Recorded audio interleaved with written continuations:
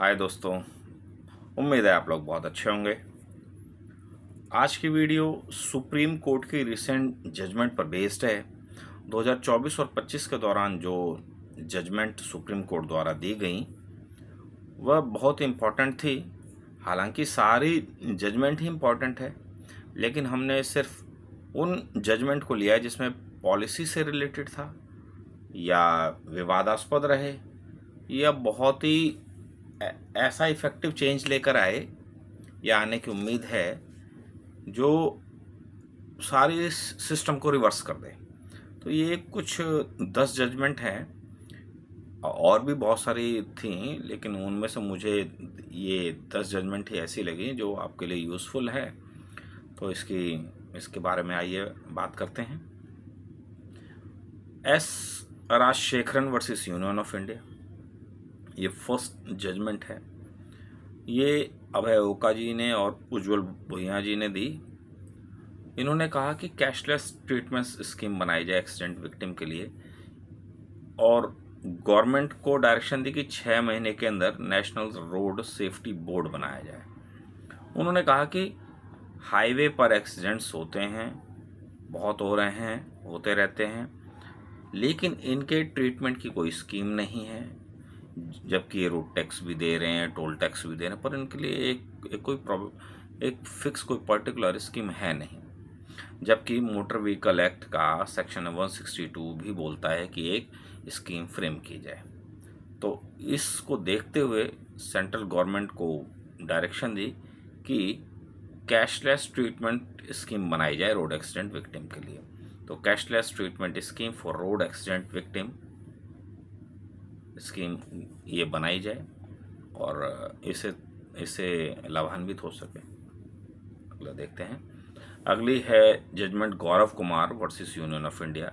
ये chief justice DY Chandrachud उस समय जब थे और JB पार्टीवाला ने दी। ये कहता है कि स्टेट बार काउंसिल की फीस इतनी हाई है कि ये राइट टू प्रोफेशन को, डिग्निटी को और इक्वलिटी को रोकते हैं। अब क्यों भाई? अब देखें, फीस आपने देखा किसी बार काउंसिल की 25,000 है, किसी की 30,000 है। इतना पैसा सबके द्वारा अफोर्ड किया जाना संभव नहीं है। हर बैकग्राउंड से लोग आते हैं और एडवोकेसी तो एक ऐसा प्रोफेशन है जिसमें सबको ग्रो करने का अवसर दिया जाता है। पर यदि शुरुआत में at the Inception he fees इतनी हाई होगी तो कहाँ से अरेंज होगी इतनी फीस? तो ये इसलिए कहा इतनी हाई फीस जो है ये राइट टू प्रोफेशन के अगेंस्ट में भी है, राइट टू डिग्निटी और इक्वलिटी के अगेंस्ट भी है। चलिए, अगली जजमेंट है सीमा चौधरी वर्सेस गिरधर अरमाने। इसमें सुप्रीम कोर्ट ने गवर्नमेंट को क्रिटिसाइज़ किया कि नेवी जो है ना वो जैक ब्रांच में महिलाओं को परमानेंट कमीशन देने में असफल रही है।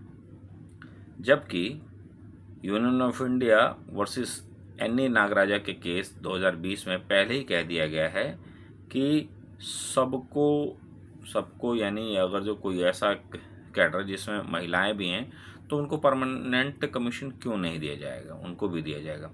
तो इस नेवी ने नहीं दिया। जैक ब्रांच में, जैक होता है जज एडवोकेट जनरल ब्रांच, यानी कि जो फोर्सेस हैं, फोर्सेस का जो जुडिशियल पार्ट है उसको जैक्स आप मान के चलिए, फोर्सेस के जज ऐसा मान के चले आप। तो सीमा चौधरी वर्सेस गिरधर अरमानी के केस में ऐसा डिसाइड हुआ।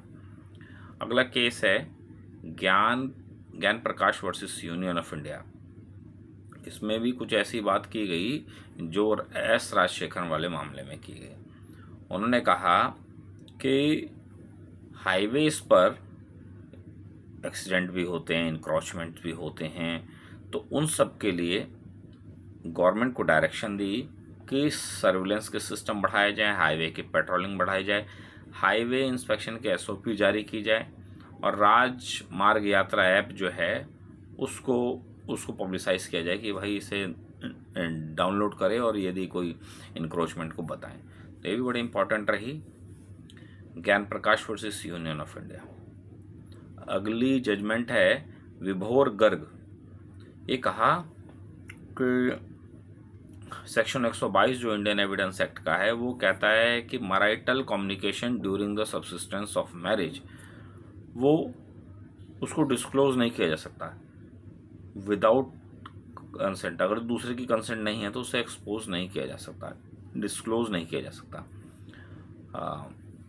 लेकिन यदि कोई एक दूसरे के अगेंस्ट में कोई क्राइम है, किसी ने मारपीट की है या दहेज का है, कोई भी मैटर है, उसमें अलाउड है, उसमें परमिट है ये। यानी जब तक शादी चल रही है during the subsistence of marriage, उस दौरान हस्बैंड वाइफ की बीच की बातों को डिस्क्लोज नहीं किया जाएगा, सेक्शन 122 कहता है। बशर्ते डिस्क्लोज किया जा सकता है कब? जब सहमति हो, या दूसरा उन हस्बैंड वाइफ के बीच में कोई लीगल डिस्प्यूट चल रहा हो, केस चल रहा हो। अब कोर्ट ने कहा स्पाउस कोई प्रिविलेज है कि भाई सीक्रेटली और जो रिकॉर्डेड टेलीफोनिक कन्वर्सेशन है वो भी मैट्रिमोनियल केसेस में एलिजिबल है। पहले ऐसा नहीं था, क्योंकि वो दूसरे पक्ष का ये कहना था इसने सीक्रेटली रिकॉर्डेड किए, मेरे से बगैर पूछे मेरे राइट्स का दुरुपयोग है। तो इसमें अब आया है विभोर गर्ग वर्सेस नेहा में कि एलिजिबल है। सीक्रेटली रिकॉर्डेड टेलीफोनिक एक कन्वर्सेशन स्पाउस के मैट्रिमोनियल का कोई केस है उसमें एडमिसिबल है। अगला है गणेश कुमार राजेश्वर राव सेलुकर वर्सेस महेंद्र भास्करले में। ये कहता है कि जैसे आप जानते हो उपभोक्ता अदालतें बनी हैं, उपभोक्ता ट्राइब्यूनल सिस्टम बने हैं, तो ये कहता है कि जो उपभोक्ता आयोग है, कंज्यूमर कमीशन है, ये मतलब मेंबर हैं या इसके चेयरमैन हैं, इनके लिए कोई प्रॉपर चीज़ बन नहीं रही है अपॉइंटमेंट से रिलेटेड, फंक्शनिंग से रिलेटेड। तो एक परमानेंट ट्राइब्यूनल सिस्टम बनाया जाए इन डिस्प्यूट्स के लिए, और इन आयोगों में प्रॉपरली लोगों को बिठाया जाए, सीटें वैकेंट ना हों, और उसके लिए कुछ ऐसे मापदंड बनाए जाएं। मापदंड तो हैं लेकिन उन मापदंडों को और स्ट्रिक्ट किया जाए। ये था। अगला है बहुत इंपॉर्टेंट है, just rights for children alliance versus S Harish. बहुत इंपॉर्टेंट है ये, इतना इंपॉर्टेंट था कि चीफ जस्टिस साहब DY चंद्रचूड़ साहब ने और JB पार्टी वाला ने इसको दिया। इसमें कहा गया कि viewing child sexual exploitation and abuse material is punishable. अगर जो आप पॉन्स देख रहे हैं, पॉन से रिलेटेड देख रहे हैं, चाइल्ड पॉन से रिलेटेड देख रहे हैं, तो आप भी ऑफेंस के दायरे में आएंगे, क्योंकि कहते हैं सेक्शन 15 कहता है कि storage of pornography material involving children is a punishable offence. तो आपने यदि किसी कोई ऐसी पॉन देख रहे हैं इसमें शामिल हैं बच्चे, तो आपने उसको डाउनलोड किया, उसको एक्सप्लोर किया, तो वो भी एक पनिशेबल ऑफेंस है, क्योंकि आपने के फ़ोन में तो स्टोर हुआ, सेक्शन 15 ये कहता है।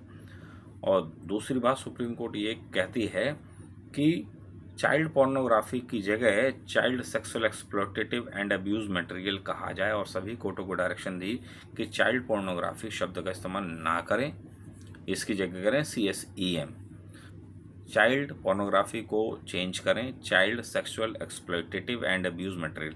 ऐसा क्यों? ऐसा इसलिए, ऐसा लगता है कि चाइल्ड पोर्नोग्राफी से रिलेट अगर कोई शब्द है तो ऐसा माना जाता है जैसे बच्चे की सहमति हो, ऐसा, क्योंकि पोर्नोग्राफी का अर्थ है उसकी सहमति से बनाए गए, उसके कंसेंट से, जबकि ये तो अब्यूज मटेरियल है, इसलिए शब्द को चेंज करने की भी बात कही गई। चलिए अगला है Rajni versus state of Uttar Pradesh. इसमें कहा गया कि JJB बोर्ड है यानी जुवेनाइल जस्टिस बोर्ड है, उसको कोई अथॉरिटी नहीं है अपने ही डिसीजन को रिव्यू करने की या कॉन्ट्राडिक्टरी स्टैंस लेने की।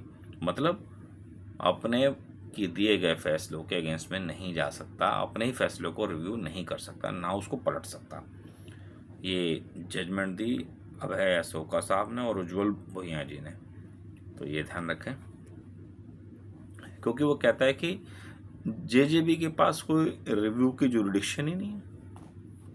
अगला कहता है, अगला केस है विनोद पाठक वर्सेस शंकर चौधरी। ये इसके अंदर है, ये CPC से रिलेटेड है। कहता है lawyer has duty to inform about parties death. अगर जो लॉयर ने अपने पार्टी की डेथ के बारे में कोर्ट को और अपोजिट पार्टी को नहीं बताया है तो उसका वो फिर लाभ नहीं ले सकता, सूट को बेट नहीं करा सकता, क्योंकि सीपीसी के रूल 10A ऑर्डर 22 के तहत ये प्लीडर की ड्यूटी है कि वो बताए कि उसके क्लाइंट की डेथ हो चुकी है। वो कोर्ट को भी बताएगा और अपोजिट पार्टी को भी बताएगा। तो इसलिए अगर आप एडवोकेट हैं तो ध्यान रखें, अगर आपके क्लाइंट की डेथ हो जाती है, कोई बात हो जाती है, तो उसके एलार्स को उसकी जगह इम्प्लीट किया जाना भी ज़रूरी है और साथ साथ कोर्ट और अपोजिट पार्टी को बताना भी ज़रूरी है। चलिए अगला केस है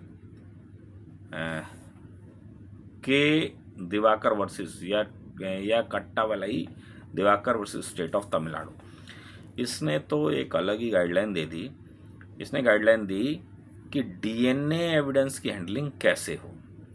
ये तीन लोगों की बेंच ने दी, 3 जजेस की बेंच ने दी, विक्रमनाथ जी, संजय करोल जी, संदीप मेहता जी। तो ये ओबियस है, इम्पॉर्टेंट होगी। उन्होंने कहा कि डीएनए के सैंपल का कलेक्शन करने के बाद इसको ध्यान दे, ड्यू केयर हो और पैकेजिंग पे एफआईआर नंबर हो, सेक्शन हो, कौन से मैटर में कौन से सेक्शन के तहत इसका ट्रायल चल रहा है, आईओ का डिटेल हो, पुलिस स्टेशन हो, सीरियल नंबर और भी जो हो सकते हैं जो उसकी पहचान को सुनिश्चित करें, उसके सैंपल पर वो लिखा होना चाहिए। एक दूसरा, investigating officer IO shall be responsible for the transportation of DNA evidence. वो कहता है कि पुलिस स्टेशन, हॉस्पिटल या ये कहीं जहाँ भी लाना जाना है उसके लिए आईओ रिस्पॉन्सिबल होगा। और फॉरेंसिक साइंस लेबोरेटरी तक जाने और जहाँ से वो थाने से या जहाँ से भी लेके जा रहा हो 48 घंटे से अधिक का समय ना हो, यानी ट्रांसपोर्टेशन का भी टाइम दिया 48 घंटे।